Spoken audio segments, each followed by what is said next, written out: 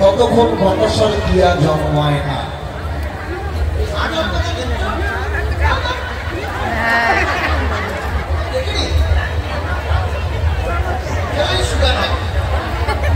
ওই নিয়াতে কিচ্ছু হয় না।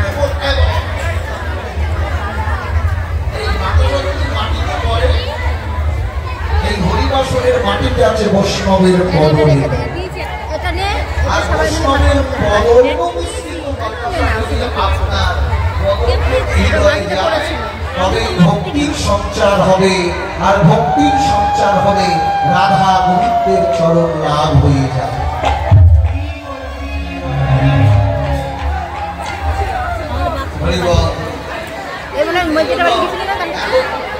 বহুজনের গর্ত কীর্তনে যায়, কারো ঘরে গোধূলি লগ্নে পৌঁছেছে, ও বাবা সন্ধ্যাবেলায়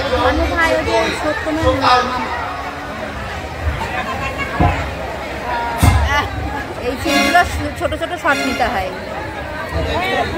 ঘরে লক্ষ্মী বিরাজমান, এখন না, যখন এই করবে তখন ছোট ছোট শট দিয়ে করে নিতে হয়। দূরে জল দিতে গেলে পরে জল দিতে হয়, এই যে দেখছেন এই পরে জল দিতে হয়, এই দোলের কাছে গিয়ে এই কর থেকে ছোঁয়ায় ছোঁয়ায় যে জলটা দৌড়ে পড়বে, এভাবে জল দিলে ওই করের ছিদ্র থেকেই জল পড়ছে, ওটা ভক্তি রশ্মি, ওই জলটা দৌড়ে দিতে হয়। এভাবে কায়টা মনে থাকবে তো। অনেকে দেখবে পুষ্পাঞ্জলি ফুল দেবে,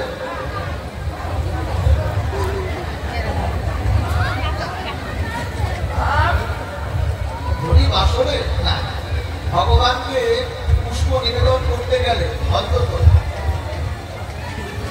যত করছে ছড়ে দিতে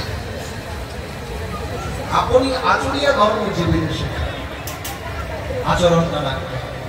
এই বাতাসা ছুটতে গিয়ে অনেকজন চোখে টোকে লেগে অনেক ক্ষতি হয়েছে। যাই হোক, বাতাসা দেবেন, মায়েরা কেউ এমনি নেবেন, আস্তে আস্তে কাছে গিয়ে পড়বে, মাটিতে বর্ষ হবে, তুলে নেবে প্রসাদ হিসাবে। আমাদের ওদিকে আবার কীর্তন হয় 7 দিন হরিনাম, একটা বড় বড় আসলে 7 দিন ব্যাপী কীর্তন হয় বেতনরি বাজারের আসলে। ওখানে আবার কিছু মায়েরা সন্ধ্যাবেলা কীর্তন শুনতে যায় বাতাসা পুরোতে, এক মাজা মাজা করে বাতাসা নিয়ে যায়। আরো কাকি এত বাতাসা করবেন, চা করে খাও, কি আঁকা বাতাসা করে প্রভু সেবিত বাতাসা জয়ীছে ভাব তৈছে না। তাহলে ভগবান ভক্তের এটুটা খাচ্ছে আর তাও বলছে বড় বড় মিঠা লাগছে। তোর এঠো বড় মিঠু লাগে ভাই রে কানাই ও ধই গানাই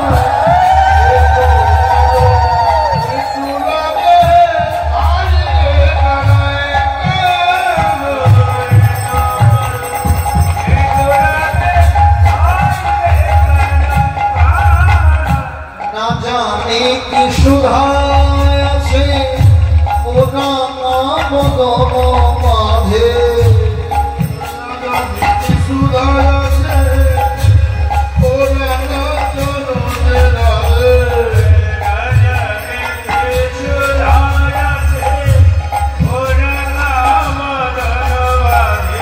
ঠকে দেখে